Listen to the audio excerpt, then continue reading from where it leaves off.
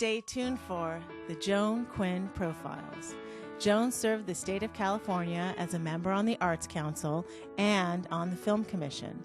She was formerly on the Architectural Commission and fulfilled 2 terms on the Fine Arts Commission for the city of Beverly Hills.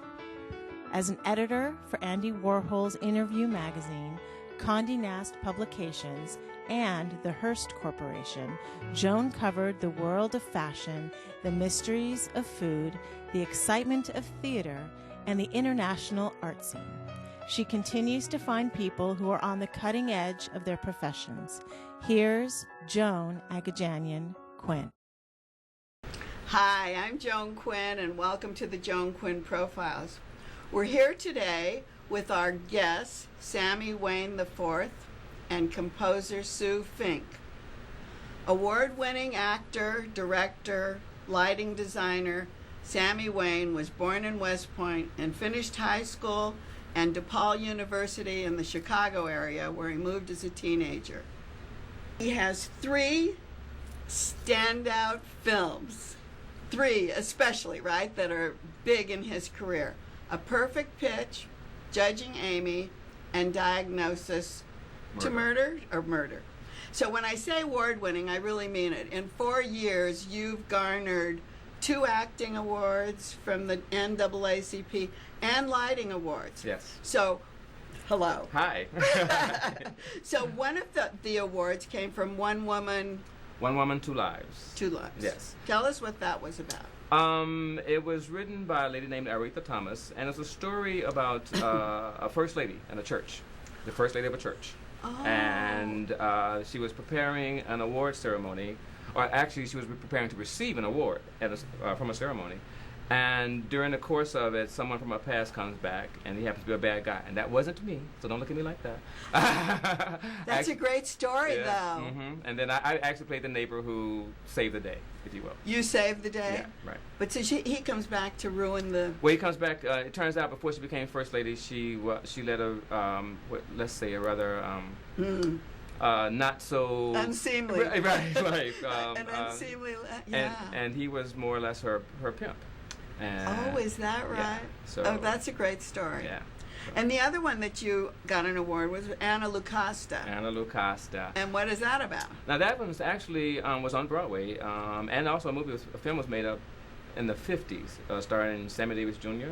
and Eartha Kitt. Wow, really? Yeah. Did they call it Anna Lucasta? It was called Anna Lucasta then. And it was written about. The story was written about a family in the northeast. It was originally written for a Polish family because it was written by a Polish band, but no one would pick up, would support it. And I think the Negro Ensemble Theater in New York got hold of it. And they changed it? They produced it, made it a black family. Pretty much kept everything the same, but the story is about this young lady who has been kicked out of her house because her father felt she was very promiscuous. But his best friend from the South wants to bring his son up to meet young ladies, and he's bringing $800 with him.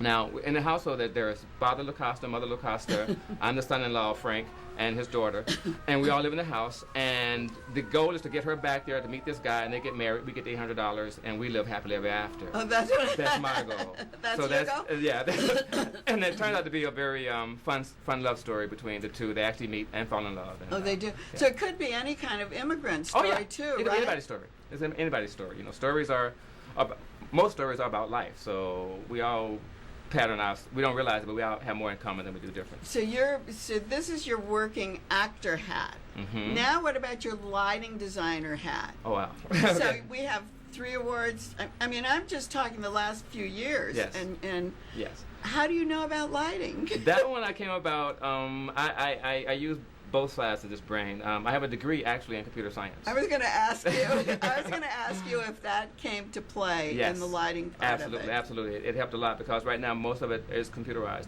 But I actually taught I learned by watching. I read a lot of the manuals. I took a few classes. Is that right? And then most of it just started doing it. But why? Why would you be interested in lighting? Because a computer... I'm a geek. I don't know. I mean, I love everything about theater. and lighting, and I'm one of those guys who I also like math. So there's a lot of math. Well, involved in DePaul, angles. right? There you were in computer science Yes. there, and how did you then get into acting? Well, I always wanted to act. But I didn't have the guts. Yeah, but I didn't have the guts. And when I was in high school graduating, I ended up actually getting a track scholarship to DePaul to run. Because what did you do? Oh, running. I ran the 400 meter, and my father said, "Well, you're good at math. You either try banking or computer science." Banking didn't appeal to me. Computer science was new at the time. Well, not new, but it was new to me. And I'd also taken a week-long engineering camp at Purdue University, where I was, it spiked my interest. So I majored in computer science and started taking acting classes at night. Oh, you were? So Yes. you did? Where were you? You were taking them at the university, too? No, actually, I took the first class I took was at a high school in a suburb that I moved to outside of Chicago. It was a monologue class. And then a year later, I got an opportunity to move out here with Northrop Grumman. And I worked for Northrop Grumman out here, and I was taking acting classes here. I was wondering what brought you to L.A. from there. Because Chicago's a great theater town, too. I love it, yeah. If I could take this weather back to Chicago, I'd be there. You'd be there. So here you are, the DePaul University computer science graduate, now working the lighting board.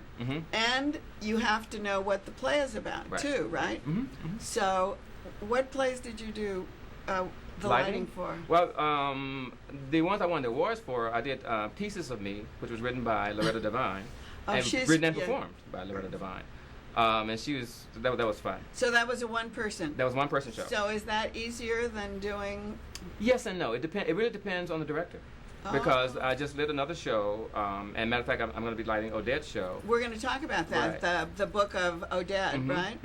And the lights, one show I have 50 lighting cues, another one I have 25 lighting cues. So it depends on the mood of the play. It depends on what the play calls for. Her play was pretty simple because most of it was her telling us about her life, as opposed to going back into her life. And then would you kind of blend the lighting in and out? And the colors, and the amount of time it takes to go soft sets one kind of mood, or quick out sets another kind of mood. So. Is that giving her a cue too?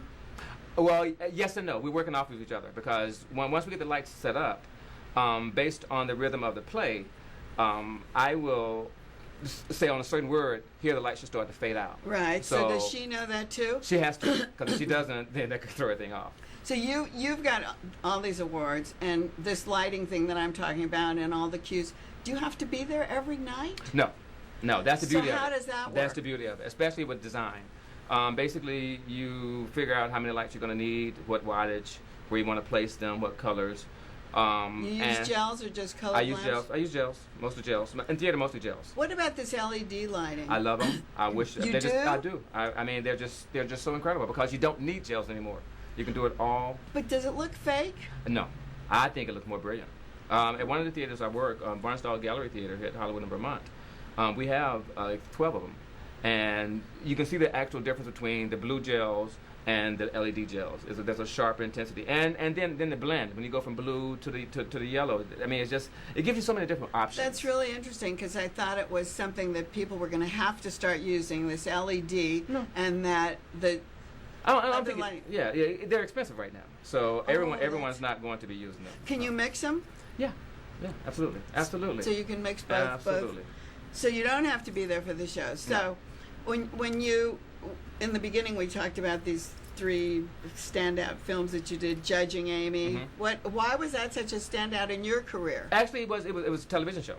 It wasn't a film. Ah, Judging Amy was a TV series starring. Oh, that's right. It was a series, but you did. I played one of the prosecutors, Assistant State's Attorney Patrick.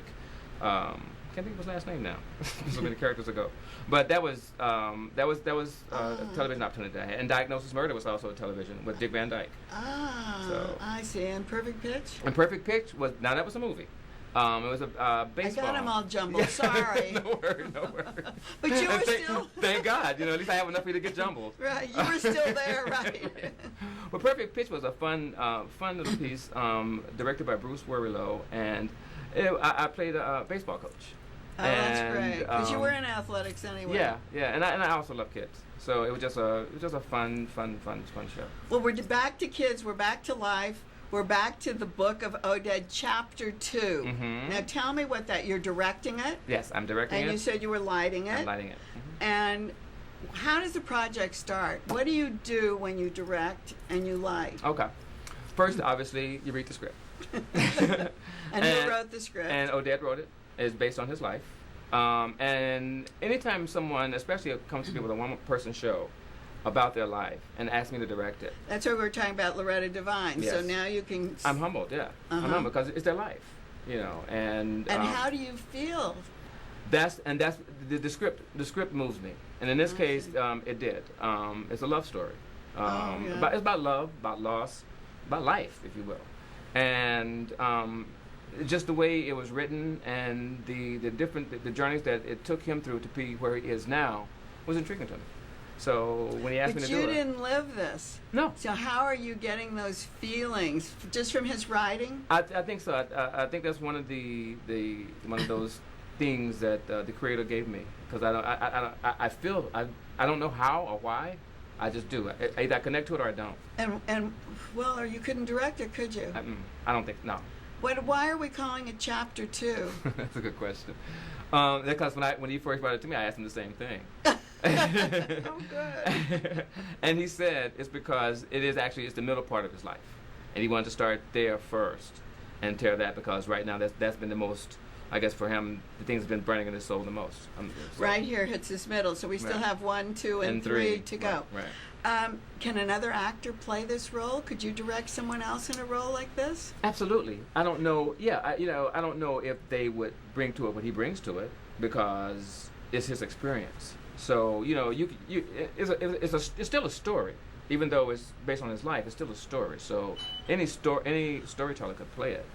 But anybody could, if they're good, But it's more attuned to what he experienced. So it may not play if someone else tried to do it, because they didn't have the experiences. That's what I was wondering, and how the soul comes out, and what were his experiences at this time? Give us just a little glimpse into it. First love. That was, I think the way he referred to it is dating light. So we've got you've got the middle part of his life. You've got a lot to cover. Oh yeah. And we cover, his first love, a moment in his career, the loss of loved ones, the finding of a new love. So all those happen in. And those are all really serious situations. And how long is the play? Actually, roughly an hour and 15 minutes. Okay. One act.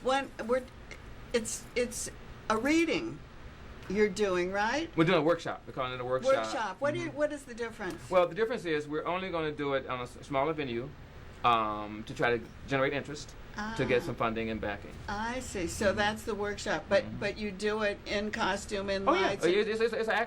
It's a full-on show. It is a full-on show. But it's not the show that we want to take to Pantages or, so we have, bigger aspirations for it. And we want to get funding behind it. And what are you doing, aside from lighting, acting? No, you're acting, I know. But what other projects do you have on the board? I have another show that I'm directing. Oh, you do? Another one-woman show that's going to be... That's great. Yeah, that opens in June in Culver City. And who is that? It's called... The name of the play is written by and performed by Felicia King. But it's called Mama Was a Bad Mother, Shut Your Mouth. And it's based on her life, growing up and having some very unsavory things happen to her as a child. So did she write the memoir first? She wrote it. Yeah. So she wrote her memoir, and then you take it. And then we'll say, okay, here let's have you sit at the table playing cards, and here we'll have you, and you're talking to this person here, and you're talking to that, and that's where the direction comes in, because you have to keep the eye lines consistent.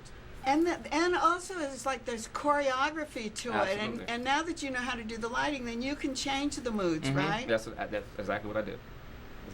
And I think these one-person plays are so great, and you can, here you're going to be the one-person play person to go to, director, because you have the skills of both things, the lighting and the... And I also do ensembles too, not just one-person plays. Oscar Ibarra, who produced this one, just brought me on, but I can do. Matter of fact, in April I directed a teenage play, play about teenagers, 4 teenagers, about cyberbullying. Oh, And that's that, great. Yeah, that went really well. And I had them open up dancing, and they're dancing in the middle of it, and they're doing hip hop. So you did the choreography? I well, actually, as a director. Right. I said, listen, I want you to move here to here. Now, how you get there, it's on you. Well, we did it. We moved from the beginning to the end. Excellent. Thank you, Excellent. Sammie. Thank you. I'm so glad you were here. Me too. Don't go away. We'll be right back with composer Sue Fink.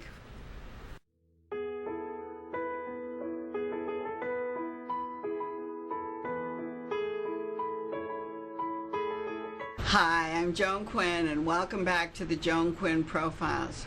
I'm here with composer Sue Fink, who went to Beverly Hills High, UC Santa Barbara, and UCLA. Sue has a Bachelor of Arts in Music and a secondary teaching credential. She studied contemporary composing and arranging at the Groovy Grove School. at the Groovy Grove School of Music. And you are the founder of Angel City Chorale. Yes. How did that start? Well, I also teach voice, and I could fix that. No. And I thought you could. I'd been traveling a lot as a singer-songwriter, and I wanted to do things at home, and I'd always been a conductor. And I thought, gee, it would be great to put together a group of people to sing in a singing group again, because I'd had a few in the past. And so I asked 18 of my voice students, well, you want to be in start a little choir? Oh, voice students. Oh, that's interesting. That's how you started? Right. So I said, okay, we'll start a little thing. And McCabe's, I was teaching a class there, and they said, sure, you can teach it. You can do it here, and you can do it like a class. Well, what was so different about it is right from the get-go, we were not affiliated with anybody. It wasn't a church group. These were not academic people. Right. These weren't classical singers. These weren't church singers. These were people that were trying to make it on their own as singers. So it was a totally different way to start a choir. Maybe that was what made us, the beginning, so different. Because within a year and a half, we went from 18 to 64 Oh, people. went that big? Oh, so that started there, and then we moved. Were you still at McCabe? Because McCabe was the that's- guitar center, right? Right. And then we Were just these people playing guitar? They no, were no, singing? we just used their auditorium in the back, and we just couldn't stay there any longer. So we rented a church a Unitarian church in Santa Monica, and we're there for a couple of years. And then that got too small for us, so we moved to Temple Isaiah, and we Where was that? In kind of West Los Angeles, and then we just kept growing, and now we're up to 160 people. And How do you audition all these people? And how do you keep them? How do you keep them in tone, so to speak? Well, that's two different questions. First, it's a good idea to audition and find out if they can be in tone. Is that it? That's why, right? But, you need them both. Yeah.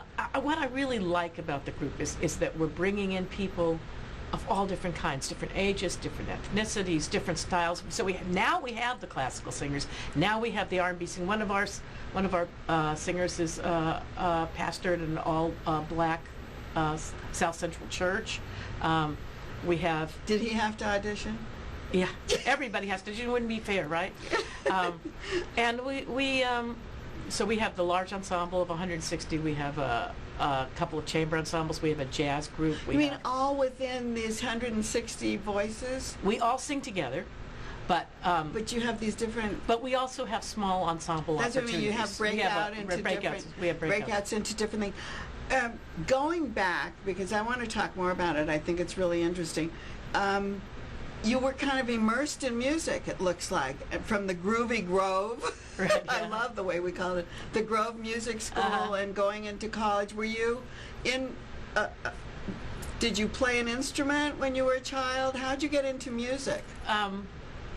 I don't know. See, I have an entire family of lawyers. I don't know really quite how it happened. That. So Except that lawyers sometimes, didn't they have that lawyer symphony? Not in my family. Or mine.